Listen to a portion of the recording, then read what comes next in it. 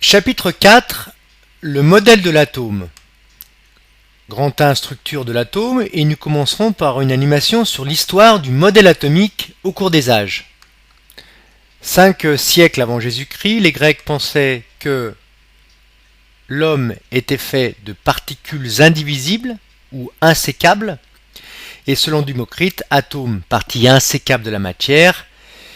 Cette hypothèse sera reprise par Dalton au début du XIXe siècle. Vient ensuite le modèle de Thomson en 1902, le pudding de Thomson qui pensait que l'atome était fait d'une substance électriquement positive et à l'intérieur de cette substance il y avait des électrons eux négatifs. Rutherford en 1911 pense que le noyau, lui, il est de charge positive, il représente l'essentiel de la masse, c'est-à-dire que sa masse est beaucoup plus importante que les électrons qui gravitent autour. Ce modèle est appelé modèle lacunaire parce que entre le noyau et les électrons, il y a du vide.